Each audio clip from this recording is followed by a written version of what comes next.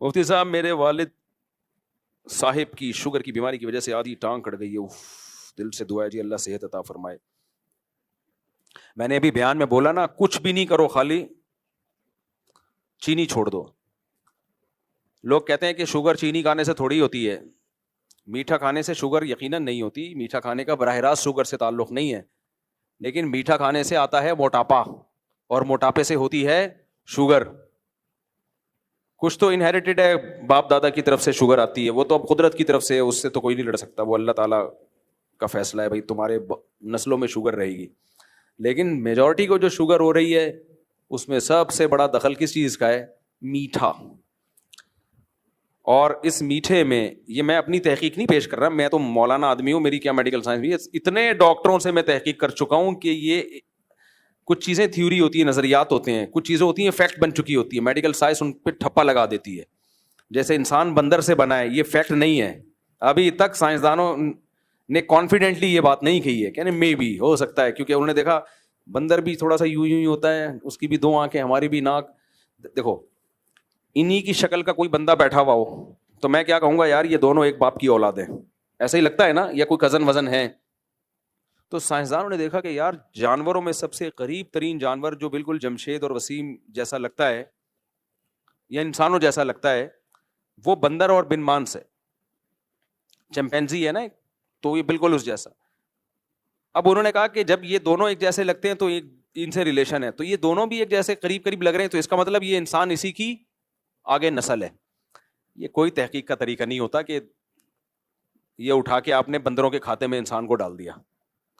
اس پہ جو سوالات اٹھتے ہیں ان کا یہ کمبخت کبھی جواب ہی نہیں دیتے. تو اس لیے سائنسدان خود اس پہ کانفیڈنٹلی یہ بات نہیں کرتے. سائنسدان کر نہیں رہے ہیں، جو سائنس کو پڑھ رہے ہیں نا، جو سائنسدانوں کو فالو کر رہے ہیں، وہ یہ باتیں بڑے جزم کے ساتھ کرتے ہیں، بڑے کانفیڈنٹلی کہ انسان بندر سے بنا ہے. یہ ایسا ہی ہو گیا مدعی سست اور گواہ چست. جن کی ریسرچ ہے وہ یہ کہہ رہے ہیں کہ بھائی یہ ایک نظریہ ہے، ابھی یہ فیکٹ نہیں ہے. 200 سال سے اس پر تحقیقات ہو رہی ہیں، اب تک یہ ثابت نہیں ہوا ہے. بلکہ بعض نے تو یہاں تک کہا ہے کہ 200 سال بہت ہوتے ہیں کسی چیز کو ثابت کرنے کے لیے، جب نہیں ہوا تو اب اس کو کیس خارج کر دینا چاہیے. دیکھو آپ نے دعویٰ کیا ان کے اوپر، میں نے کورٹ میں کہا انہوں نے میرے 2 لاکھ روپے چرائے ہیں.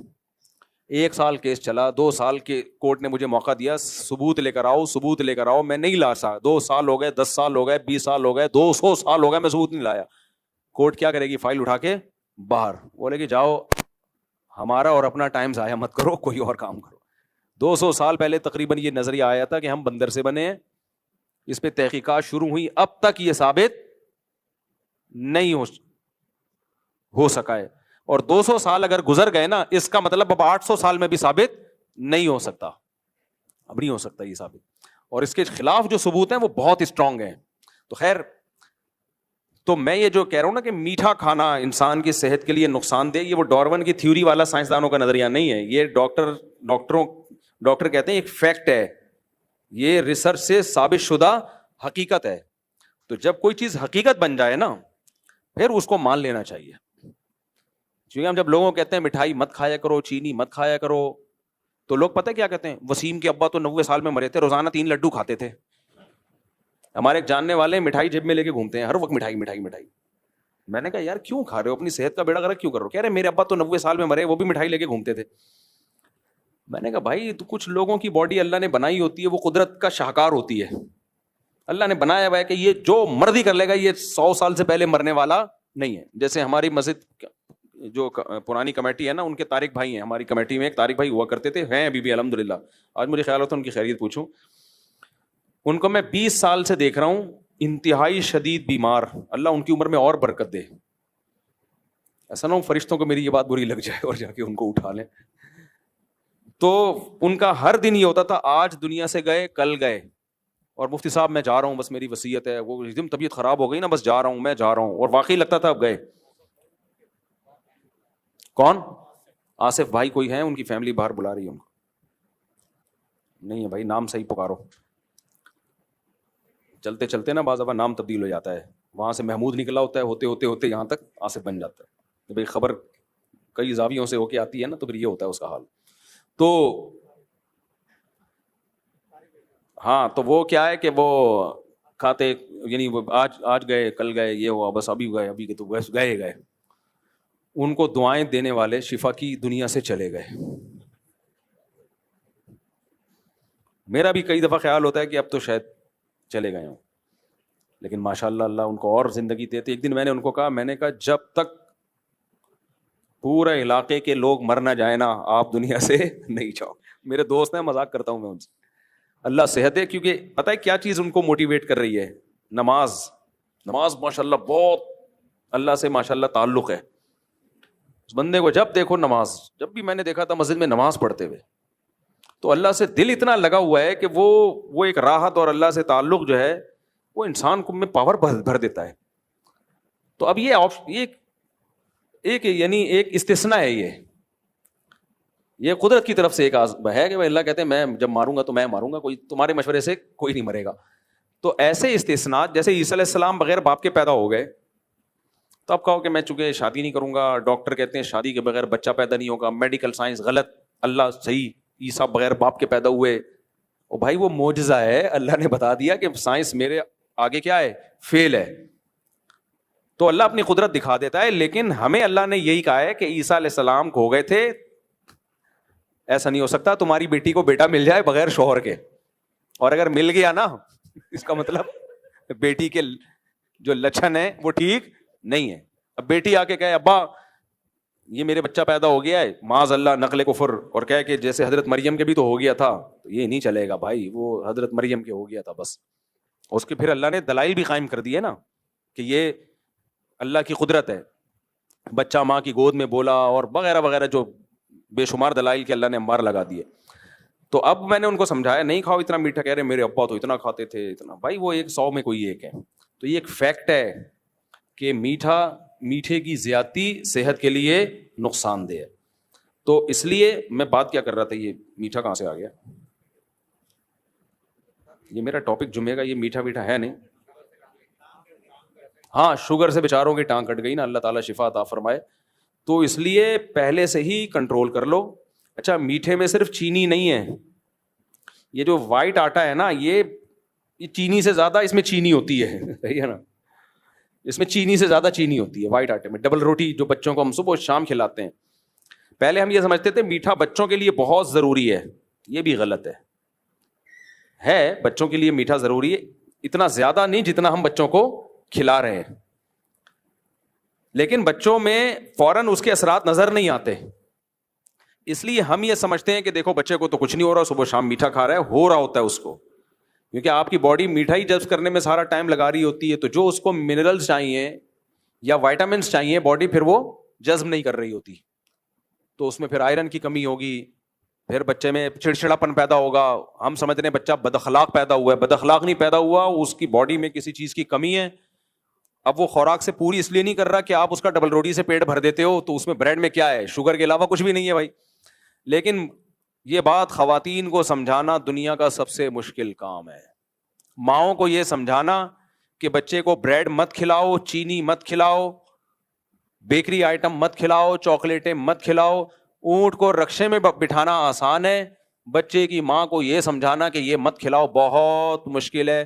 جب آپ بچے کی ماں کو کہیں گے کہ میرے بچے کو چاکلیٹ مت کھلاؤ, تو ماں کیا کہے گی, خود پیدا کرو نا, خود پال کے دکھاؤ. کیونکہ وہ چاکلیٹ سے چپ ہو جاتا ہے, وہ اتنی ٹانگیں ہلاتا ہے نہیں نہیں نہیں کر کے, وہ جب تک اس کو لالی پاپ منہ میں نہ ڈالی جائے وہ چپ نہیں ہوتا. تو اب مائیں کہتی ہیں کہ چپ تو کرانا ہے, تیرا باپ چپ کرائے گا جب تک اس کو پاپڑ نہیں کھلائیں گے, اس کو بسکٹ نہیں کھلائیں گے, چاکلیٹیں نہیں کھلائیں گے, تو چپ نہیں ہوگا, وہ شور مچائے گا. اور شور مچا کے وہ باپ کو تھوڑی تنگ کرتا ہے, تنگ کس کو کرتا ہے, ماں کو. باپ کو تو تنگ کرے گا بھی تو باپ باہر نکل جائے گا, کسی کام سے چلا جائے گا, جمشید سے ملنے جا رہا ہوں میں. تو پھر خواتین کہتی ہیں کہ یہ تو ہماری ٹینشن ہے, تو ٹینشن سے بچنے کے لیے پھر کیا کرتی ہیں کہ چل بھائی یہ لے لے, پاپڑ بھی کھا لے.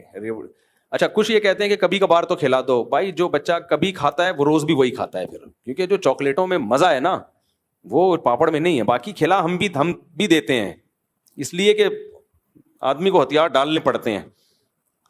ہمارے بچے بھی چاکلیٹیں کھا لیتے ہیں, میں پسند نہیں کرتا. مجھے کوئی چاکلیٹیں گفٹ میں بھی دیتا ہے نا گھر میں دینے کے لیے, میں دائیں بائیں کر دیتا ہوں اس کو, گھر تک پہنچ نہیں. لیکن بچوں کو بعض دفعہ سونگھ لیتے ہیں, وہ چاکلیٹیں آئی ہوئی ہیں, یہاں آتے ہیں دفتر میں وزٹ کر کے جاتے ہیں, جائزہ لیتے ہیں کچھ گفٹ تو نہیں آیا, وہ دیکھتے ہیں چاکلیٹ پڑی ہوئی ہے, تو وہ مخبری ہوتی ہے, پھر وہ چاکلیٹ گئی کہاں, تو وہ ایک اتنی بڑی ٹینشن کھڑی ہوتی ہے میرے لیے کہ کھا لو یار, پیٹ میں تمہارے کیڑے ہوں گے نا, ہمارے تھوڑی ہوں گے کیڑے. تو بیلنس رکھیں اس کو, کچھ تھوڑی بہت بدپریزی بھی کرنے دیں, بہت زیادہ نیک بنانے کی ضرورت نہیں ہے, لیکن ان کو اس پہ سیٹ نہ کریں. سیٹ اس کو پراٹھے پہ کرو آپ, لال آٹے کا پراٹھا اس پہ سیٹ کرو آپ. اب دیکھو مجھے بچپن سے سفید آٹے کی عادت پڑی ہوئی ہے نا, لیکن مجھ سے نہیں چھوٹتا. لیکن میں کھاتا ہوں تو پھر میں دوپہر کا کھانا نہیں کھاتا نا, وہ پھر اس طرح کور ہو جاتا ہے. جو شوگر ایک دفعہ زیادہ لے بھی لی تو وہ کور کر لیتا ہوں میں. یہ نہیں کرتا کہ صبح کے 2 پراٹھے تو پھر دوپہر کو 6 برگر کھا لیا ہم نے, شام کو پیزا کھا لیا, یہ نہیں ہوتا پھر. تبھی میرے اوپر شوگر کا اب تک کی رپورٹ کے مطابق پراٹھوں کا اثر ہوا نہیں ہے, کیونکہ دوسرے طریقے سے کور ہو جاتا ہے وہ. لیکن آپ کو میں اللہ کا واسطہ دے کے کہتا ہوں, انسان جب بیمار ہوتا ہے نا پھر صحت کو یاد کر کے روتا ہے. اللہ کی دنیا کی نعمتوں میں سب سے بڑی نعمت صحت ہے. اور جو میں نے سروے کیا ہے, ڈاکٹروں سے معلومات لی ہیں, اور جو اپنے مشاہدات ہیں, صحت کی پہلی اکائی جو برباد ہونا شروع ہوتی ہے وہ شوگر سے ہوتی ہے. سمجھ رہے ہو کہاں سے ہوگی وہ؟ بڑا گوشت, کوئی سگریٹ سے زیادہ نقصان دہ شوگر ہے, یہ ذہن میں رکھنا. سگریٹ سے کینسر کا خطرہ ہوتا ہے صرف, وہ بھی ہر ایک کو نہیں ہے. شوگر سے ہر ایک کو موٹاپے کا خطرہ اور ہر ایک کو کینسر کا خطرہ. بعض لوگ کہتے ہیں ہم تو میٹھا لیتے ہیں, ہم تو پھر بھی سلم اسمارٹ ہیں, دبلے پتلے, ہمیں تو موٹاپا نہیں آ رہا. بھائی وہ موٹاپا نہ آ کے بھی جو شوگر کے دوسرے جو نقصانات ہیں وہ آپ کی باڈی میں بہت ساری چیزیں جذب نہیں ہونے دے رہی, وہ کمی تو آ رہی ہے نا باڈی میں. تو اس لیے پتلے ہو یا موٹے ہو اس سے کوئی فرق نہیں پڑتا, شوگر کو اپنی زندگی سے نکال دو. شوگر کا آلٹرنیٹ کیا ہے؟ شہد ہے. اگر شہد مشکل ہے تو گڑ لے لو. گڑ میں بھی آج کل کیمیکل ملایا جاتا ہے, دیسی گڑ. اچھا دیسی گڑ بھی کوئی بھروسہ نہیں ہے, گند ڈال دیتے ہیں اس میں کہ دیکھنے میں دیسی لگے.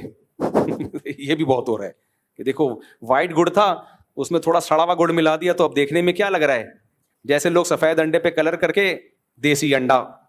تو بہت گند ہو رہا ہے ہمارے الحمدللہ ملک کے وطن عزیز میں. اس لیے وطن عزیز میں کہیں سے گڑ نکل رہا ہو نا, بن رہا ہو, گنے کو گرم کر کے وہاں سے جا کے لے لو, کوئی جاننے والا ہو گاؤں میں وہاں سے. تو وہ گڑ میں شوگر چینی کی نسبت کم ہوتی ہے, ذائقہ ویسا ہی ہوتا ہے.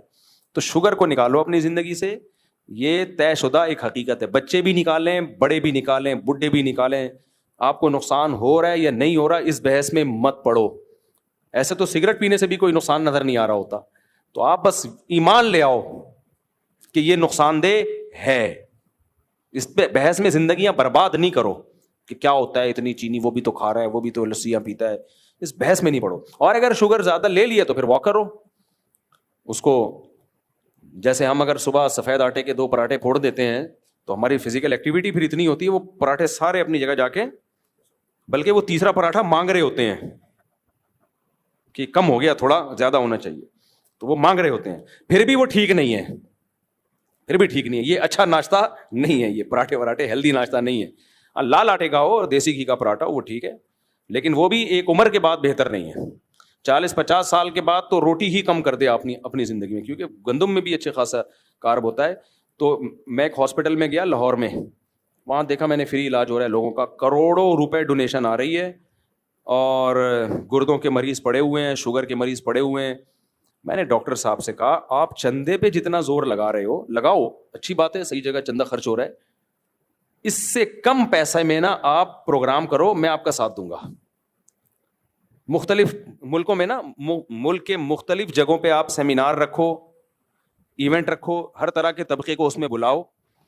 میں نے کہا میڈیا پہ اس کی کوریج کریں گے, اور اس میں آ کے آپ لوگوں کو چینی کے نقصانات بتاؤ اور ان مریضوں کی تصویریں دکھاؤ. یہ پراٹھے پھوڑتے تھے, یہ چینی کھاتے تھے, یہ کولڈ ڈرنک پیتے تھے, یہ 35 سال کا لیٹا ہوا ہے, یہ 30 سال کا, تاکہ لوگوں میں خوف پیدا ہو, ڈریں. تاکہ کروڑوں روپے جو علاج پہ خرچ ہو رہا ہے نا, وہ ان پروگراموں پہ لاکھوں روپے, کروڑوں بھی نہیں, ہزاروں خرچ ہوں گے اور لوگ ان بیماریوں سے بچ جائیں گے. مقصد تو انسانیت کی خدمت ہے نا, یا زکاتیں نکال کے غریبوں کا علاج, یہ بذات خود مقصد ہے. زکات کا مقصد بھی انسانیت کی خدمت ہے نا. تو میں نے کہا یہ کام کرو یار, اس میں ہم آپ کا بھی ساتھ دیں گے انشاءاللہ. کوئی بھی یہ کام کرے میں ساتھ ہوں اس کے. یہ کوئی گورنمنٹ کی طرف سے ایسا کوئی پلان نہیں ہے. غریب علاقوں میں جا کے آپ کچھ ایسے ایونٹ کریں, کوئی پروگرامز کریں جس میں لوگوں کو ڈاکٹر لوگ بتائیں. میں بتاؤں گا, لوگ بولیں گے مولوی ہو تمہارا کیا کام ہے چینی کے نقصانات بتاؤ, یہ کام ڈاکٹروں کا ہے نا, لیکن کوئی بھی نہیں کر رہا.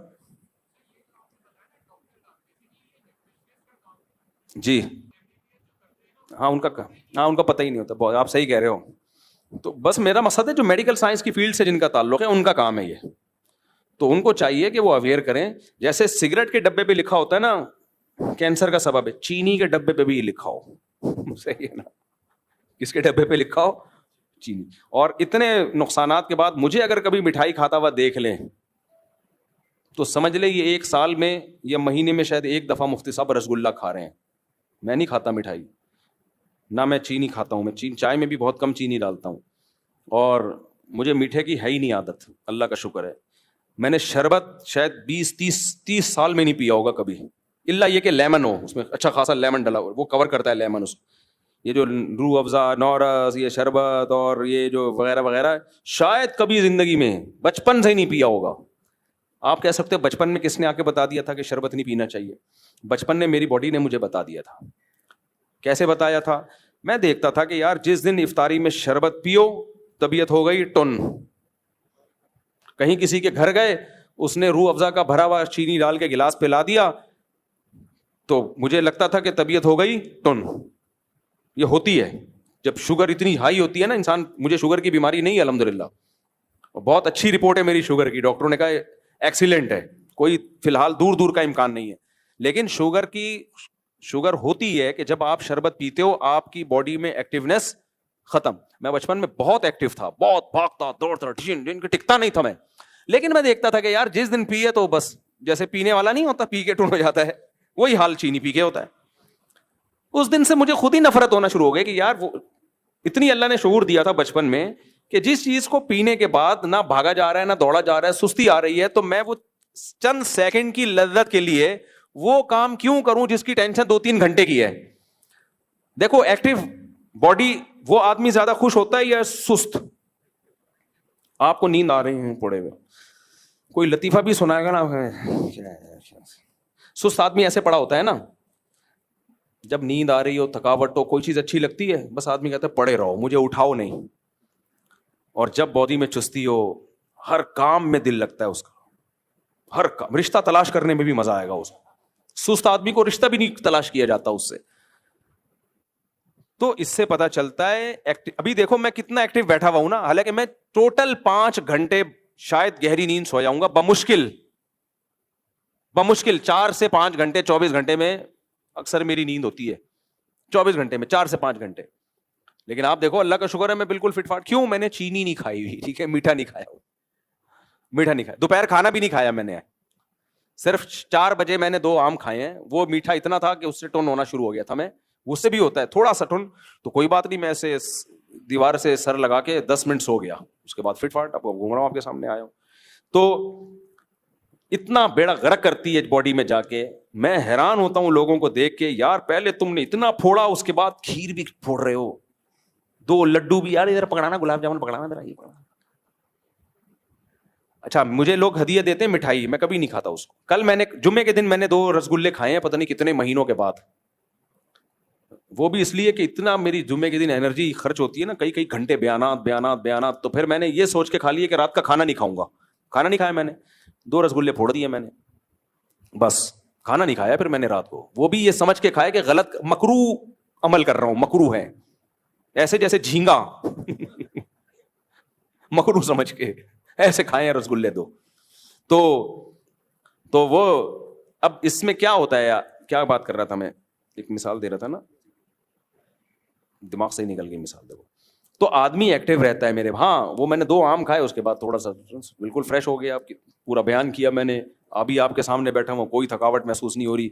तो भाई सबसे ज्यादा आदमी की जो खुश होता है वो जब बॉडी एक्टिव हो, अपने आप को जवान महसूस करता है, उसको हर चीज में दिलचस्पी होगी उसको। लेकिन जहां आपने मीठा खाया, लड्डू फोड़े, कोल्ड ड्रिंक पी, पेट भर के आपने तबीयत से खाना फोड़ दिया, फिर उसके बाद मीठा भी खा रहे हो, फिर ये भी खा रहे हो, अब ये वाली स्वीट चेक करें, तो उसके बाद क्या होगा? यूं झूमते रहोगे। रात को तो चलो आदमी पढ़ के सो जाता है, दिन में क्या करेगा वो? और रात को पढ़ के वो खा के सोना और अलग डेंजरस है, वो और नुकसानदेह है। लेकिन नहीं इंसान का बच्चा बनता भाई, आदमी नहीं बनता। जब अल्लाह ना करे शुगर ब्लड प्रेशर हाई होना शुरू हुआ ना, फिर गए काम से। مجھے الحمدللہ بی پی کی بیماری نہیں ہے. اپنے واقعات سنانے کا مقصد کوئی شو بازیاں نہیں ہے, لیکن آپ کو موٹیویٹ کرنا. چند دن پہلے کیا ہوا, مجھے تھوڑا سا نیچے کا بی پی ہائی ہونا شروع ہو گیا میرا. سفر در سفر, سفر میں کھانے پینے کی روٹین ختم, سونے کی روٹین. سفروں میں کئی کئی دن تک مجھے جاگنا پڑتا ہے, کیونکہ عادت خراب ہوتی ہے تو نہیں نیند آتی. تو مجھے یاد ہے میں افریقہ میں تھا تو وہی کھانا, اب کھانا زبردستی کھلاتے بھی ہیں. بی پی مشین پڑی ہوئی تھی, میں نے کہا ذرا لے کر آؤ یار. چیک کیا تو نیچے کا 100, اوپر کا تو صحیح تھا, نیچے کا 100. تو وہ انہوں نے کہا ڈاکٹر صاحب کو دکھا. میں نے کہا کوئی ڈاکٹر صاحب کو دکھانے کی ضرورت نہیں ہے, یہ جو لائف اسٹائل میرا چل رہا ہے نا, میں نے کہا جو سفر میں, اس سے 100 بھی کم ہے. برین ہیمریج سے اب تک مجھے مر جانا چاہیے تھا, کیونکہ نیند ہو نہیں رہی ہے. اور کھلائے وہ میزبان لوگ نا ٹھوستے ہیں, حضرت یہ کھائیے نا پلیز. ابے نہیں کھا سکتا, مر جاؤں. نہیں حضرت دیکھیں اتنی محنت سے بنایا ہے, گھنٹوں سے یہ چل رہا ہے, یہ اس کی پکائی ہو رہی ہے اور دیگیں پہ وہ دم لگ رہے ہیں, یہ تمہارے لیے تو ہے بھائی. نہیں دل چاہ رہا ہے یار, نہیں کھاؤ. یہ زبردستی کھلا کھلا کے تو پھر وہ نہ ایکسرسائز ہو رہی ہے نہ نیند ہو رہی ہے, تو 100. تو انہوں نے مجھے کہا یہ تو کیا ہے, ڈاکٹر صاحب بھی کوئی میرے خیال بیٹھے ہوئے تھے. میں نے کہا یہ انشاءاللہ اللہ کی رحمت سے امید ہے اس کا باپ بھی نیچے آئے گا, کیونکہ مجھے پتا ہے کہ یہ بی پی جب ہائی ہونا شروع ہو جائے نا, انسان کو کیا برباد کرتا ہے. یہ کڈنی کو فیل یہ کرے گا, دماغ میں آپ پتہ کومے میں چلے گئے, لکوا ہو گیا. اللہ معاف فرمائے, ہم سب کو اللہ بچائے. ہو اب بھی سکتا ہے اگر اللہ چاہے, اللہ ہم سب کو بچا کے رکھے, لیکن اپنے آپ سے تو خود تو نہیں کرے نا یہ کام. میں نے پھر کیا کیا, رات کے 11:30 بج رہے تھے جب یہ رپورٹ آئی ہے, یعنی ادھر ہی. میں نے کہا جاگر میں ایک سفر میں ساتھ لے کے چلتا ہوں. میں نے بولا ابھی کوئی پارک دو. انہوں نے کہا حضرت 11:30 بج رہے ہیں بار. میں نے کہا پارک بتا دو, یہاں افریقہ میں کوئی اچھا سا پارک ہے. انہوں نے کہا پارک تو نہیں ہے, ایک جگہ سڑک ہے. میں نے شوز پہنے, تگڑ تگڑ دوڑنا شروع کیا. اتنا دوڑا, اتنی جاگنگ کی, پسینہ پسینہ پسینہ, ٹھیک ٹھاک. وہ جو میرے ساتھ بھاگ رہے تھے وہ بھاگنا بند کر دیا. انہوں نے کہا نہیں ہم نہیں بھاگ رہے. بالکل جب جو جتنا اسٹیمنا تھا نا بھاگنے کا, میں بھاگا. اس کے بعد آگے نہا دھو کے آرام سے 1 گھنٹے بعد میں نے بی پی چیک کیا تو 70, وہی 18 سال والا جوانوں کا ہوتا ہے.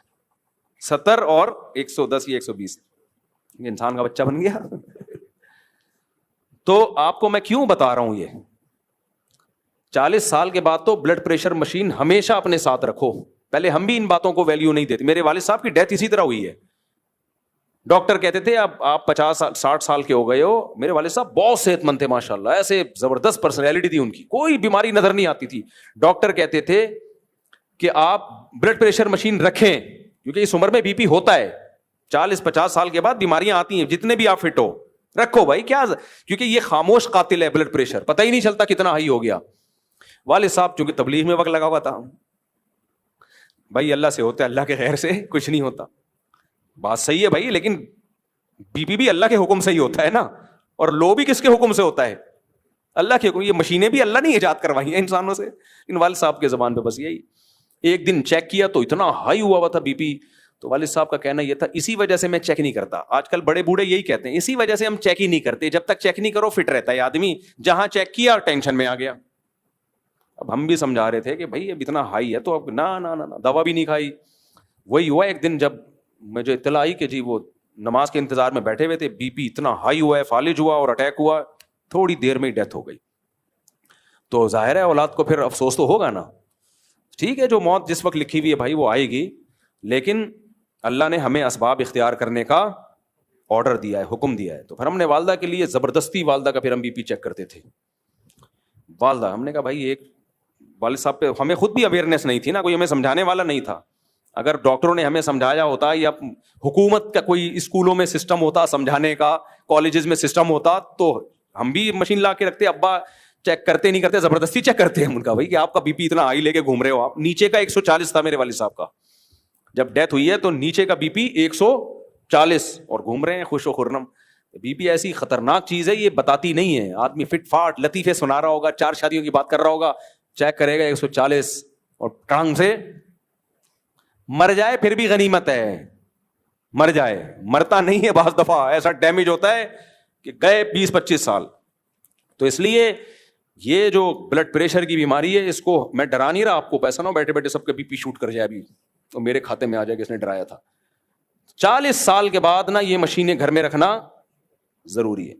میرے سب گھروں میں بلڈ پریشر کی مشین رکھی ہوئی ہے میں نے, کیونکہ یا تو میرا پریشر بڑھتا ہے یا گھر والوں کا.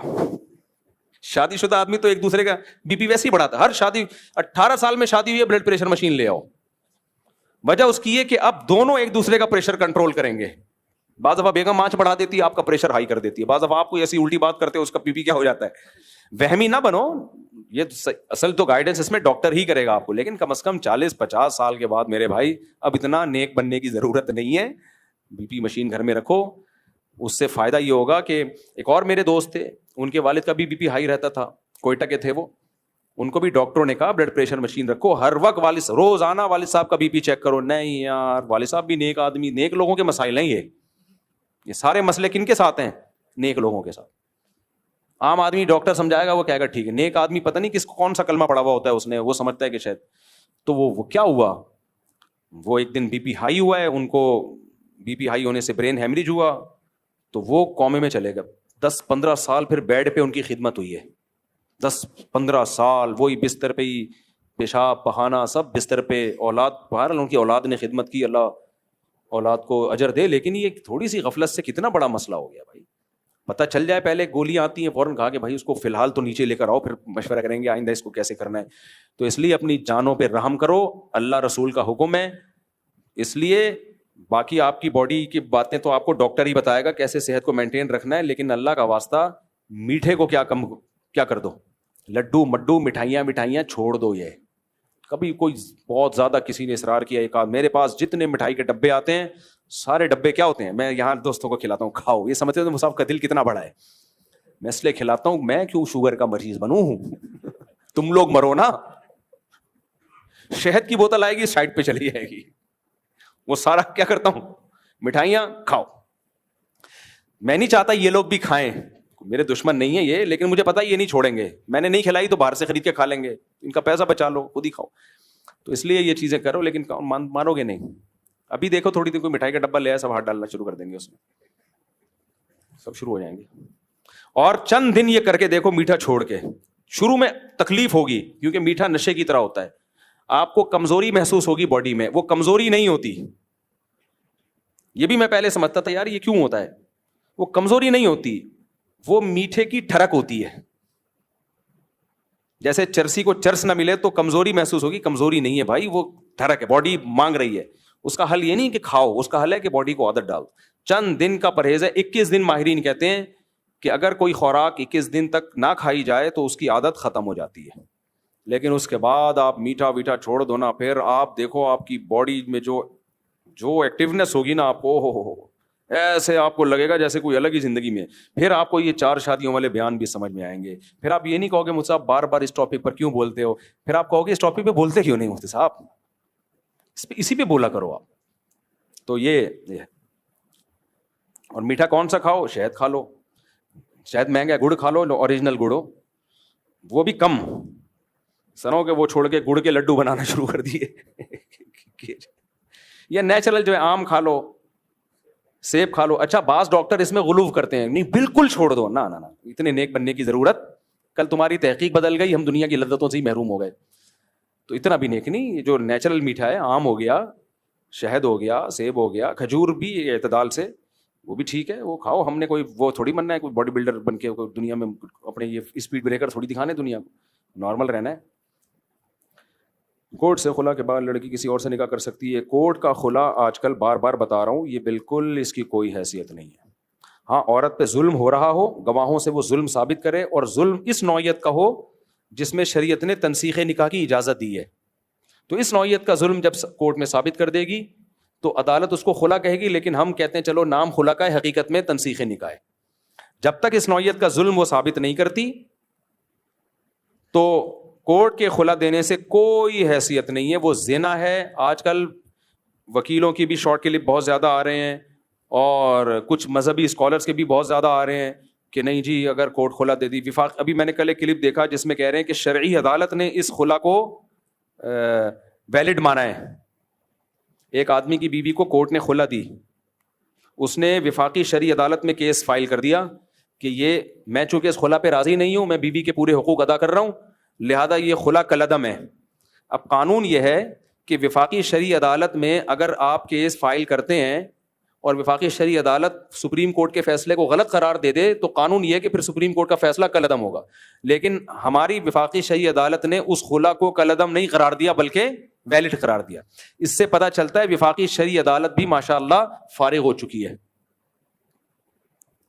وفاقی شرعی عدالت بھی کیا ہو چکی ہے؟ فارغ. ایک کام وفاقی شرعی عدالت نے کر کے یہ سمجھا کہ ہم نے کوئی بہت بڑا تیر مارا ہے. وہ کام یہ کیا کہ پہلے لا یہ بن گیا تھا کہ خلا عورت کو ملے گا, مہر واپس نہیں کرے گی. وفاقی شرعی عدالت نے کیا کیا کہ نہیں, مہر واپس دینا پڑے گا. مجھے جب پتا چلا میں نے کہا یار تم یہ بھی نہ کرتے تو اچھا تھا, اس تکلف کی بالکل ضرورت نہیں تھی. اصل تو اس پہ اعتراض بنتا ہے کہ عورت کو یک طرفہ خلا یہ تو بالاجماع باطل ہے. نکاح ختم کرنے کا حق اللہ نے کس کو دیا ہے؟ مرد کو دیا ہے. یہ اتنی 2 اور 2 4 کی طرح کلیئر بات ہے نا کہ یہ جو مذہبی کچھ اہل حدیث ہیں جو کہہ رہے ہیں عدالت کا خلا صحیح ہوتا ہے, یہ اس کا مطلب ان کو اسلام کی الف بے بھی نہیں آتی ہے, کامن سینس بھی نہیں ہے. الف بے تو دور کی بات, کامن سینس کی ایک میں بات کرتا ہوں, یہ آپ غور سے ادھر توجہ, پھر یہ ختم کرتے ہیں اپنا یہ مسائل کا سیشن. کامن سینس کی ایک بات دیکھو, متع ٹیمپریری شادی ہوتی ہے, وہ اسلام میں حلال ہے یا حرام ہے؟ میں آپ سے سوال پوچھ رہا ہوں. میرا یہ کلپ بہت زیادہ چلانا تاکہ وکیلوں کو پتا چلے کہ وفاقی شرعی عدالت 100 دفعہ بھی فیصلہ کر دینا کہ یہ خلا جو کورٹ دے رہی ہے یہ صحیح ہے, پھر بھی اس کے فیصلے پر 101 دفعہ لعنت بھیجتے ہیں ہم, کیونکہ اس کے لیے شریعت کا علم ضروری نہیں ہے. اس کے لیے کھوپڑی اگر کسی کے پاس ہو نا, کسی جج کے پاس عقل ہو, وہ بھی یہ کبھی اس عدالتی خلا کو صحیح نہیں قرار دے سکتا. ذرا سی بھی سینس ہوگی نا کسی وکیل میں یا جج میں, چاہے وفاقی شرعی عدالت کا جج ہو چاہے سپریم کورٹ کا جج ہو یا کوئی بھی وکیل ہو, کوئی بھی مفتی ہو, کوئی بھی مذہبی اسکالر ہو, تھوڑی سی عقل چاہیے اس کے لیے, یہ سمجھنے کے لیے کہ یہ جو کورٹ خلا دے رہی ہے جس میں ظلم بھی ثابت نہیں ہوتا, ظلم کو گواہوں سے بھی ثابت نہیں کیا جا سکتا, بس اس میں یہ ہوتا ہے کہ عورت صرف یہ کہتی ہے میں نے اس کے ساتھ نہیں رہنا, اس بیس پہ جو خلا دیتی ہے, اس خلا کی بات کر رہا ہوں, اور اس میں شوہر راضی نہیں ہوتا. یہ خلا کا کالعدم ہونے کے لیے شریعت کا علم ہونا ضروری نہیں ہے, اس کے لیے تھوڑی سی سینس ہونا, وہ بھی آدمی کہے گا اس کی کوئی حیثیت نہیں ہے. اب یہ کیسے اس کو سمجھیں؟ اسلام میں متع حلال ہے یا حرام ہے؟ متع میں پتہ ہے کیا ہوتا ہے؟ 1 مہینے کی شادی, 15 دن کی شادی, 1 گھنٹے کی شادی. اس میں شادی میں کیا ہوتا ہے؟ آپ نے متع کیا 2 گواہوں کی موجودگی میں کہ میں اس عورت کے ساتھ کو اپنی 1 مہینے کے لیے ایسے ایگریمنٹ کر رہا ہوں کہ یہ میری بیوی رہے گی 1 مہینے کے لیے. یہ ہے ٹیمپریری شادی, 1 مہینے کے لیے ہو رہی ہے. اس میں بھی وہ عورت پابند ہوتی ہے کہ کم سے کم 1 مہینہ آپ کے ساتھ رہے گی.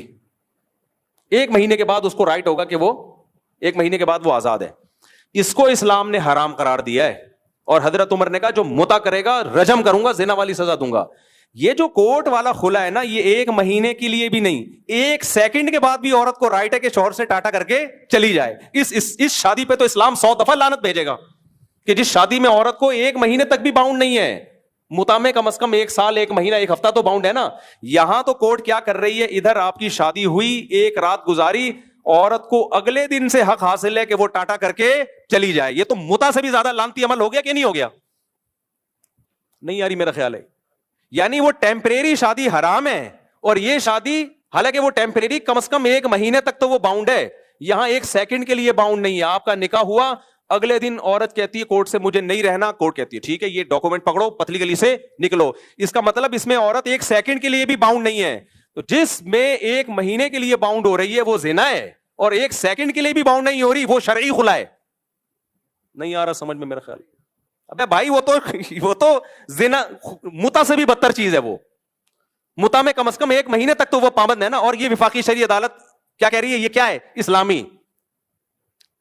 یہ فارغ لوگ ہیں بھائی, تبھی ہم کہتے ہیں تقلید ائمہ اربعہ کی تقلید کرو, کیونکہ ورنہ نہیں کرو گے نا مذاہب اربعہ کی تقلید, ان فنٹروں کی تقلید کرنی پڑے گی آپ کو, یہ ان محققین کی جو اس زمانے کے محققین ہیں. تو متع میں کم از کم 1 مہینہ 2 مہینہ 1 ہفتہ عورت باؤنڈ ہوتی ہے, ایگریمنٹ کا حصہ ہے. میں نہیں جا سکتی, شادی ہماری 1 مہینے کے لیے ہوئی ہے. مرد کے پاس رائٹ ہوتا ہے جب چاہے چھوڑ دے.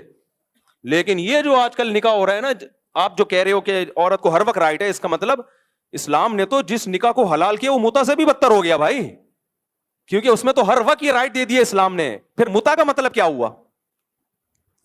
मुता में जो मुआहिदा हुआ था 1 महीना रहूंगी, वो 1 महीने तक पाबंद है, और जो निकाह है उसमें 1 महीने के लिए भी पाबंद नहीं है, उसमें हर वक्त उसके पास ये राइट है। हमारे पास केस आ रहे हैं, शादी हुई रुखसती से पहले ही औरत ने कोर्ट से खुला ले लिया, शादी हुई रुखसती के अगले दिन औरत ने कोर्ट से खुला ले लिया, शादी हुई 1 महीने बाद औरत ने कोर्ट से खुला ले लिया, कोर्ट कहती है वो वाला भी ठीक है, ये वाला भी ठीक है, अगला वाला भी ठीक। शादी हुई 3 बच्चों के बाद औरत ने कोर्ट से खुला ले लिया, विफाकी शरीयत कह रही ये भी ठीक, सही है ना। सारे जितने भी 6 बच्चों के बाद भी ठीक, 6 बच्चों से पहले भी ठीक, बच्चे से पहले भी ठीक, 1 महीने बाद भी ठीक, 1 सेकंड बाद भी ठीक। इसका मतलब इस्लाम में निकाह कोई पायदार रिश्ता है ही नहीं। हर वक्त दोनों के पास ये राइट है, जब चाहें जिसको छोड़ दें। तो मैं कहता हूं गर्लफ्रेंड बॉयफ्रेंड में और मियां बीवी में फिर वो बारीक लकीर क्या है जिससे पता चले कि ये मियां बीवी है और ये क्या है, गर्लफ्रेंड बॉयफ्रेंड। आप कह सकते हो फर्क ये है कि इसको शौहर कहा जाता है, उसको बॉयफ्रेंड कहा जाता है। तो क्या मतलब, अगर शौहर को बॉयफ्रेंड कह दो तो बॉयफ्रेंड को शौहर कह दो तो फिर वो शौहर बन जाएगा? ये नहीं होता। निकाह में और गर्लफ्रेंड बॉयफ्रेंड में बेसिक फर्क, और मुता में फर्क ही यही है कि मुता में 1 महीने बाद अगर एग्रीमेंट हुआ है तो 1 महीने बाद औरत के पास राइट होगा चली जाए, और गर्लफ्रेंड बॉयफ्रेंड में हर वक्त औरत के पास राइट होगा कि शौहर को यानी अपने बॉयफ्रेंड को छोड़ दे। निकाह में औरत के पास राइट होता ही नहीं है कि वो छोड़ दे शौहर को, ये है ही नहीं। ये राइट किसके पास है? मर्द के पास। एक तरफ से बाउंड हो जाती है औरत, इसी को इट इज कॉल्ड निकाह, इसको शादी कहते हैं। ये बेसिक फर्क है। अब इसमें आपको लगे कि ये इस्लाम ने जुल्म किया, औरत को हक ना देके आपको लगे आप इस्लाम छोड़ दो, छोड़ दो आप इस्लाम, कोई जरूरत नहीं है इस्लाम को कि इस्लाम आपको एक एक चीज की लॉजिक समझाए, छोड़ दो आप इस्लाम। लेकिन इस्लाम को तब्दील करने की कोशिश मत करो। इस्लाम में औरत आती अपनी मर्जी से है, जाएगी शौहर की मर्जी से। शौहर डिवोर्स देगा, 1 तलाक 2 तलाक के बाद उसको राइट है रखने का, तीसरी के बाद उसके राइट नहीं है, तो 3 तलाकों के साथ छोड़ेगा। और खुला ये दोनों तरफ का एग्रीमेंट है, जब तक कुरान कहता है दोनों राजी नहीं होंगे। खुला का मतलब क्या होता है? औरत शौहर से मुतालबा कर रही है कि मुझे मेरे निकाह से आजाद कर दो, और शौहर उसकी इस पेशकश को कबूल कर रहा है। किसके बदले में? मेहर के बदले में। तो ये बार्गेनिंग से होगा आपस के। इसमें कोर्ट का काम यह है कि दोनों को एग्री करवाना, शौहर को राजी करवाना कि तुम छोड़ दो। अगर वो नहीं छोड़ता तो फिर खुला नहीं होगा। इसलिए मैं बार बार कहता हूं, जज सिर्फ अपनी बीवी को छोड़ सकता है, दूसरों की बीवियों को छुड़वाने का, निकाह खत्म करने का जज के पास राइट नहीं है। ये राइट अल्लाह ने मेरे बाप को नहीं दिया, मेरी मां को नहीं दिया, जज को कैसे दे दिया ये राइट? मैं जजों को बोलता हूं तुम खुदा के अजाब से डरो यार, तुम कुछ कर, तुम फाइल को वापस कर दिया करो। बोलो भाई ये हम जिना का दरवाजा नहीं खोल सकते, हम ये केस नहीं लेना, हमने सुप्रीम कोर्ट में लेके जाओ। वकील के पास जब ये केस आए, वकील बोले मैंने कोई जिना का अड्डा खोला हुआ है, तू उसकी बीवी है, मैं तेरे को किसी और की बीवी बना दूं। हराम खोरो, तुम जहन्नम में उल्टे लटके हुए होगे। इस कानून के खिलाफ आवाज उठाओ बगैर। तो जिना का अड्डा खोल दिया इन लोगों ने, ये कुछ भी नहीं है। इस पे तो रजम बनता है, सजा बनती है कि किसी औरत से मर्द से निकाह करेगी उसको तो उसूली तौर पे तो रजम करना चाहिए उसको। उस पे विफाकी शरीय अदालत के कभी क्लिप चलाए जा रहे हैं, मुझे नहीं पता विफाकी शरीय अदालत ने दिया है कि नहीं दिया, लेकिन दिया है 100 दफा उस फैसले पे लानत, क्योंकि ये कॉमन सेंस के भी खिलाफ है, कुरान और सुन्नत के तो खिलाफ है ही। और अहले हदीसों से बोलता हूं, खुदा के अजाब से डरो, तुम्हारे अंदर तहकीक की सलाहियत है तो तहकीक करके किया करो, वरना मुज्तहिदीन की तकलीद करो भाई। वो कारी खलीलुर रहमान का भी क्लिप आया हुआ है थोड़ी दिन पहले, वो खुला के बारे में, औरत का राइट है कोर्ट से ले सकती है। तुम्हें क्या, तुम्हें खुला की स्पेलिंग आती है? खुला कहते किसको है? किताबें उठा के देखो, कुरान और सुन्नत की तफसीर उठा के देखो, जो मुंह में आए बैठ के चला देते हो। मुझे कारी खलील से कोई जाती बुग़्ज़ नहीं है, लेकिन इस क्लिप की वजह से कितने घरों में आग लगी है। वो झेलम वाली सरकार ने भी चला दिया, 1 दफा नहीं 2 दफा नहीं, मैंने कहा मिस्टेक, वो बार बार चलाता रहा। कितने घरों में आग लगी है, कितने घरों में तलाकें हो रही हैं कि औरत के पास भी राइट है। नहीं है राइट औरत के पास, आएगी अपनी मर्जी से, जाने में उसकी मर्जी नहीं है। शौहर छोड़ेगा तो कहीं और शादी करेगी, नहीं तो नहीं। हाँ बार बार कहता हूं, जुल्म अगर कर रहा है वो एक अलग कहानी है, ना नफका ही नहीं दे रहा, लटका के छोड़ के चला गया है बैरून मुल्क, पूछता ही नहीं है, वो एक अलग कहानी है, उसमें तो तनसीखे निकाह है। हम नॉर्मल मियाँ की बात कर रहे हैं। तो ये नहीं है। फिर औरत क्या, मुझे पसंद नहीं है, मैं नहीं रहना चाहती। भाई आपको पसंद है या नहीं है, ये बातें पहले सोचने की थी, अब आपको इसको पसंद करना पड़ेगा। ये जरूर है कि अगर औरत शौहर से अलहदगी लेना चाहती है, हम शौहर को मशवरा जरूर देंगे कि छोड़ दो। जैसे जमीला बिनते साबित, सही बुखारी की हदीस है, नबी के पास आई कि मैं अपने शौहर से खुला लेना चाहती हूँ, मुझे पसंद नहीं है। तो आप सल्लल्लाहु अलैहि वसल्लम ने शौहर को बोला कि इनको क्या करो, छोड़ दो। नबी ने निकाह खत्म नहीं किया یار پیغمبر نہیں کر رہے کسی کا نکاح ختم, پیغمبر سے بڑا اونچا مقام کس کا ہوگا؟ کیوں نہیں کر رہے؟ ان کو پتا بھائی بیوی کس کی ہے, حضرت ثابت کی زوجہ ہے, تو حضرت ثابت سے کہہ رہے ہیں چھوڑ دو. حضرت ثابت نے کہا چھوڑ دیا میں نے, ٹھیک ہے, ڈیورس دے دی ان کو اور باغ واپس لے لیا. تو جب پیغمبر کسی کی بیوی کو طلاق نہیں دلوا رہے, جج کون ہوتا ہے بھائی؟ جج کون ہوتا ہے؟ تبھی حضرت جمیلہ بنت ثابت نے یہ نہیں کہا کہ یا رسول اللہ آپ میرا نکاح ختم کر دیں, مجھے شوہر سے خلا دلا دیں, شوہر دے گا خلا. تو شوہر کے پاس آئیں, نبی نے ان کے شوہر کو بلایا اور شوہر کو کہا کہ چھوڑ دو, نہیں رہنا چاہتی. اگر شوہر کہتے ہیں میں نہیں چھوڑ رہا, تو آپ کہتے ہیں بھائی ٹھیک ہے جاؤ پھر گزارا کرو. مشورہ تو یہی دیا جائے گا, کوئی عورت نہیں رہنا چاہتی شوہر کے ساتھ تو مشورہ ہم یہی دیتے ہیں اس کو کہ چھوڑ دو اس بیوی کو, لیکن وہ نہیں چھوڑے تو نہیں چھوٹے گی وہ, کیونکہ اس طرح اگر چھوٹنا شروع ہو جائے تو یہ تو پھر بھائی یہ سارا نظام برباد ہو جائے گا, پورا ایک خاندانی سسٹم. یہاں پھر وہی سوال آتا ہے پھر شوہر کے پاس یہ رائٹ کیوں ہے؟ وہ بھی تو جب چاہے چھوڑ سکتا ہے. اس کا میں بیانات میں کئی بار جواب دے چکا ہوں. فی الحال یہ جواب کہ رائٹ ہے شوہر کے پاس. اس میں حکمت کیا ہے آپ کی سمجھ میں آئے یا نہ آئے, اسلام یہی کہتا ہے. تو آپ چھوڑ دو اسلام کو. جہاں اتنے سارے کافر ہیں, 2-4 اور بھی کافر ہو جائیں تو ہماری صحت پہ کوئی فرق نہیں پڑے گا, لیکن اسلام کو آپ چینج نہیں کر سکتے. اسلام اس خلا کو زنا کہتا تھا, زنا کہتا ہے, زنا کہتا رہے گا. اور میں بھی کہتا تھا اس خلا کو زنا تھا, زنا ہے اور زنا رہے گا, جب تک کوئی ویلڈ ریزن ثابت نہ کی جائے. ویلڈ ریزن ہے تو پھر ہم نے بھی بہت سارے خلوں کو لکھا ہے کہ یہ شرعی طور پر. آج ایک خاتون کا کیس میرے پاس آیا, میں نے کہا آپ کا ویلڈ پوائنٹ ہے, یہ جو شوہر کی طرف سے اتنا ظلم زیادتی ہو رہی ہے, یہ ویلڈ پوائنٹ ہے, اس بیس پہ آپ کورٹ سے خلا لے سکتی ہو, لیکن پہلے آپ مدرسے میں فتویٰ دائر کر دو کہ وہ آپ کو شرعی طریقہ بتا دیں گے. تو آپ گواہ لے کے جاؤ, بتاؤ, ثابت کرو بھائی یہ ظلم میرے اوپر ہو رہا ہے, اور یہ ویلڈ پوائنٹ آج ہی کی بات ہے, اثر کی بات. تو یہ نہیں کہ ہم نے خواتین کو لاوارث چھوڑ دیا ہے, لیکن یہ بھی نہیں ہوتا کہ شادی ہو گئی تو پھر آج ان کو جمشید پسند آ رہا ہے, یہ والا نہیں. کورٹ سے کھلا لیا جمشید. پھر انہوں نے کہا یار آج کا وہ جو ابھی ایک ٹک ٹاکر کے ساتھ یہی ہوا نا, ایک ٹک ٹاکر نے پہلے کسی کی بیوی تھی, میاں ہو گیا غریب, کیونکہ اس کے پاس پیسہ آ گیا, ٹک ٹاکر لڑکی تھی, حسن و جمال کی نمائش, میاں صاحب بھی بغیرت بنے ہوئے تھے, بیوی آ رہی ہے میڈیا پہ تو پیسہ بھی آ رہا ہے, یہ نہیں پتا تھا پیسہ کے ساتھ جمشید بھی آ رہا ہے, وہ بھی تیری بیوی کو دیکھ رہا ہے, وسیم بھی آ رہا ہے, غفار بھی آ رہا ہے, ستار بھی آ رہا ہے, سب آ رہے ہیں. تو ایک بڑا پیسے والا آدمی تھا, اس نے اس لڑکی سے رابطہ کیا کہ تم میرے سے شادی کر لو, میرے پاس پیسہ بہت ہے. اس نے کورٹ سے کھلا لیا, اس کو ٹاٹا کر کے اس سے شادی. تھوڑے دنوں کے بعد اس کو اس سے بھی زیادہ مالدار نظر آیا, ٹاٹا کیا, اس سے شادی کی. تو یہ شادی تھوڑی ہے, یہ کیا ہو رہا ہے بھائی, یہ زنا ہو رہا ہے. تو اس لیے یہ متع والی مثال یاد رکھیں کہ جس نکاح میں عورت کم سے کم 1 گھنٹہ 1 مہینے تک پابند ہے, وہ تو زنا ہو رہا ہے. اور جہاں 1 سیکنڈ کے لیے بھی پابند نہیں ہے, وہ نکاح نہیں, وہ تو متع سے بھی کوئی بدتر چیز ہے. تو اس لیے اسلام نہیں عورت کو باؤنڈ کرتا ہے, آپ نہیں شوہر کے ساتھ رہنا پڑے گا آپ کو. کوئی سوال پوچھ رہے تھے بھائی؟ ہاں, کہ موتا میں جو ہے 1 مہینے کی جو ہے نا مدت ہے, اور وہ پورا اپنے ایگریمنٹ نبھانا ہے.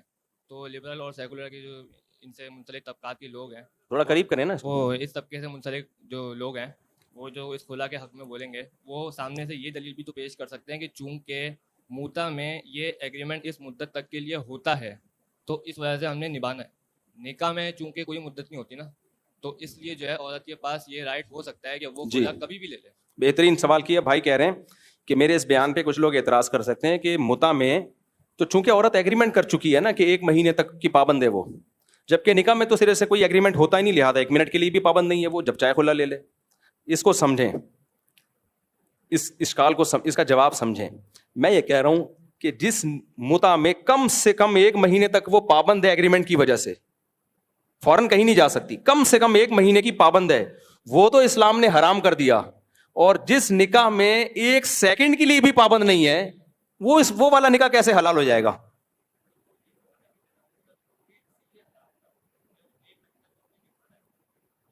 نہیں, حرام ہے, متع حرام ہے.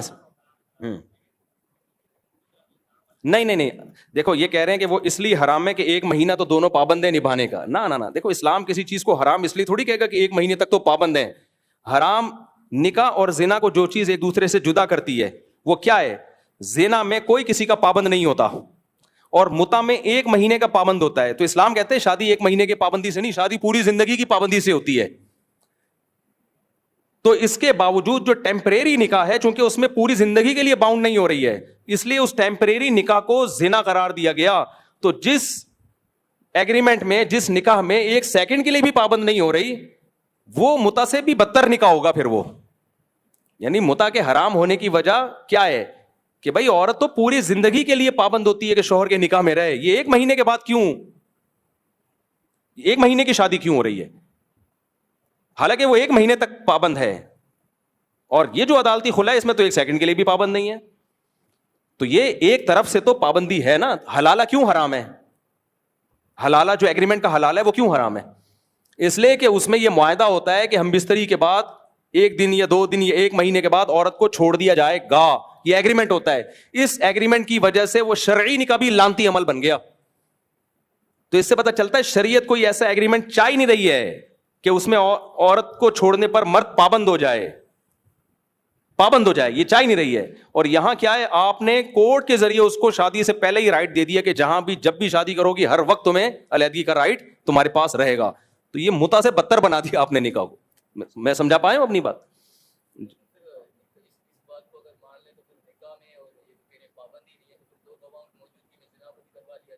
ہاں نا, متا میں تو اچھا شیعہ لوگ کیا کہتے ہیں کہ متا اس لیے جائز ہے کہ زنا بغیر گواہوں کے ہوتا ہے, متا گواہوں کے ساتھ ہوتا ہے.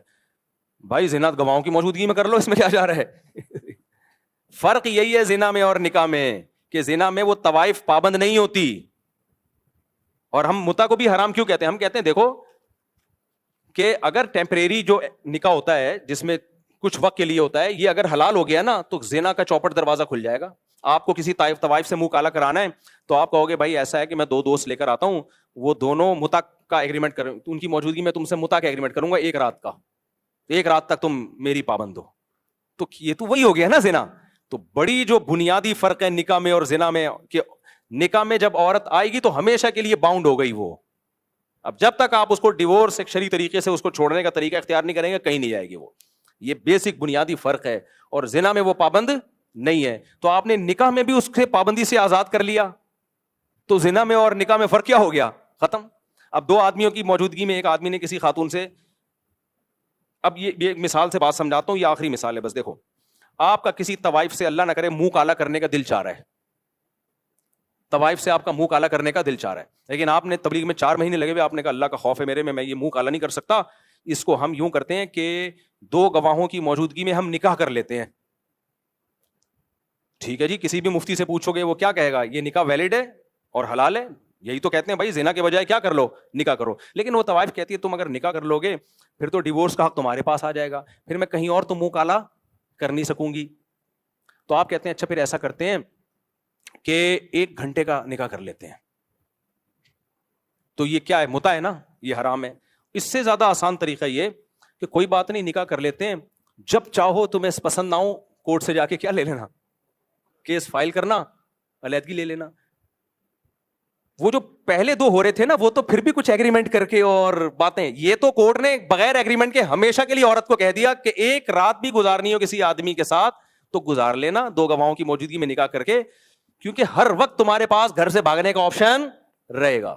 تو مطلب اسلام کو سمجھنے کی کوشش کرو کہ یار یہ اسلام اس بےہودگی کی اجازت دے گا, اس بےہودگی کی اجازت دے گا اسلام؟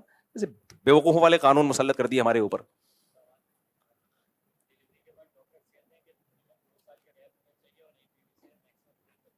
بکواس کرتے ہیں ڈاکٹر, کہتے ہیں ڈلیوری کے بعد کم از کم اتنا گیپ ہونا چاہیے, یہ نیچرل ہے, جتنا گیپ نیچر نے متعین کیا ہے وہ آٹومیٹیکلی ہوتا ہے.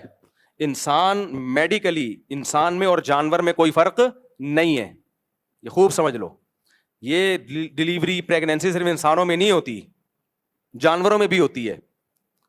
تو اب ہم جب یہ مثال دیتے ہیں کہ وہاں کتنا گیپ کیا جاتا ہے تو لوگ کہتے ہیں دیکھو عورتوں کو جانور سے تشبیہ دے رہے ہیں. بھائی ہم کہتے ہیں کہ جانوروں کو بھی خوراک کی ضرورت ہے, انسان بھی میڈیکلی حیوان ہی ہے, لہٰذا اس کو بھی خوراک کی ضرورت ہے. تو کیا مطلب انسان کو میں گدھے گھوڑے سے تشبیہ دے رہا ہوں؟ میں نے ایک بیان میں کہا تھا کہ بھینس کے تو آپریشن کے بغیر بچے ہوتے ہیں, بکریوں کے بھی آپریشن کے بغیر. ہماری عورتوں پہ ہی شامت کیوں آئی ہوئی ہے, ہر تیسری چوتھی عورت کے آپریشن سے بچہ ہو رہا ہے. تو خواتین نے کہا ہمیں بھینس اور بکری سے تشبیہ دے رہے ہیں. میں آپ کو بھینس اور بکری سے تشبیہ نہیں دے رہا. پھر اگر آپ بھینس ہیں تو ہم بھینسے ہو گئے, پھر کیا خیال ہے, پھر تو ہم اپنے آپ کو بھی برا بھلا کہہ رہے ہیں. تو یہ میڈیکل دواؤں کا سب سے زیادہ تجربہ چوہوں پہ کیا جاتا ہے. چوہوں پہ تجربہ کر کے پھر ستار بھائی کو کھلائی جاتی ہے. ستار بھائی کہ مجھے چوہا سمجھا ہوا ہے کیا ہے؟ نظام ہاضمہ جو ہے نا مینڈک اور انسان کا سیم ہے. اب جو بھی نظام ہاضمہ میڈیکل میں پڑھتے ہیں, ہم نے بھی پڑھا ہے, تو وہ مینڈک کا آپریشن کے یہ اس کا پیٹ اور وغیرہ وغیرہ. اب کوئی جمشید کیا ہے کہ ہم کو کیا مینڈک سمجھا ہوا ہے تم لوگوں نے, ڈاکٹروں نے, جو مینڈک پہ تجربے کر کے ہم پہ تجربے کرتے ہو, تو یہ بیوقوف والی بات ہوگی. تو اس طرح جانوروں میں بھی یہ پروسیس سے گزرتے رہتے ہیں, عمریں نکال جاتے ہیں, صحیح ہے نا, پوری زندگیاں, اور صحت رہتے ہیں. بلکہ جن جانوروں میں مادہ پریگننٹ نہیں ہوتی ان میں فیٹ آ جاتا ہے, ان میں 20 قسم کی بیماریاں آ جاتی ہیں. ان کی صحت کے لیے ضروری ہے, ایسے انسان کی صحت کے لیے بھی ضروری ہے. تو اس لیے یہ اسلام کا ٹاپک نہیں, تو میڈیکل سائنس کا, اسلام نے تو اس کو موٹیویٹ کر دیا, کیونکہ اسلام اور فطرت ایک ہی چیز کے دو نام ہیں. تو یہ ایسی بات ہے بیکار قسم کی, فضول. ایک اور آخری بات, کسی نے کہا, یہ مفتی صاحب نے کہا کہ 13 سال کی بچی کی شادی, ہائے ہائے ظلم ہے, ظلم ہے, ظلم ہے, اتنی سی بچی کہاں پریگننٹ ہو سکتی. بھائی آپ کیوں فرضی طور پر بات ہے, آپ کسی ڈاکٹر سے پوچھ لو. بچی کی رخصتی کا تعلق اس سے نہیں ہے کہ وہ 13 سال کی ہے یا 18 سال کی ہے, اس سے ہے کہ وہ صحت مند ہے یا کمزور ہے. اگر 18 سال میں بھی بہت کمزور ہے تو وہ پریگنینسی برداشت نہیں کر سکتی, اور اگر 13 سال میں فل فٹ فاٹ صحت مند ہے تو یہی وقت ہے بہترین پریگنینسی کا, بچہ صحت مند پیدا ہوگا اس سے. تو اس کا تعلق کمزوری اور صحت سے ہے. تو وہ کوئی 22 سال میں بھی کمزور ہو سکتی ہے. تبھی ہم جو خواتین بہت زیادہ ویک ہوتی ہیں 24-25 سال میں بھی, ان کو بھی منع کیا جاتا ہے کہ بھائی ڈاکٹر بتا دیتا آپ پریگنینسی برداشت نہیں کر سکتی, آپ کی ہڈیاں ختم ہو جائیں گی. تو کسی کو کمزوری ہو تو ایک الگ بات ہے. السلام علیکم حضرت, ایک چیز معلوم کرنی تھی. آج کچھ ساتھی میرے بیٹھے ہوئے تھے, ان میں غیر مسلم کی ایک کال آئی. انہوں نے مجھ سے, میں ابھی حج سے فارغ ہو کے آیا ہوں الحمد للہ مئی میں, جولائی میں, تو وہ کہنے لگے کہ انہوں نے ہدیتاً آب زمزم اور کھجور مانگی. تو دوسرے ساتھی کہنے لگے کہ غیر مسلم کو شاید آب زمزم نہیں دے سکتے. کیوں نہیں دے سکتے؟ کھجور بھی دے سکتے ہیں, آب زمزم بھی دے سکتے ہیں, یہی چیز معلوم کرنا. سب کچھ دے. قربانی کا گوشت, صرف زکوٰۃ فطرانہ نہیں دے سکتے غیر مسلم. انہوں نے مثال زکوٰۃ اور باقی سب صدقہ فطر, زمزم, قربانی کا گوشت, عقیقے کا گوشت, ولیمے کا گوشت, سب دے سکتے ہیں غیر مسلم. جزاک. بس ایک سوال آخری لے لیتے ہیں. اٹک سے تبلیغ جماعت آئی ہوئی ہے, مسافے کی خواہش رکھتی ہے. ہاں مل لیتے ہیں انشاءاللہ. یہ پھر اتوار کو دے دیں, اگلے جمعے دے دیں, یہ بھی جمعہ آئے گا. بہت سارے سوال اکٹھے ہو جاتے ہیں نا.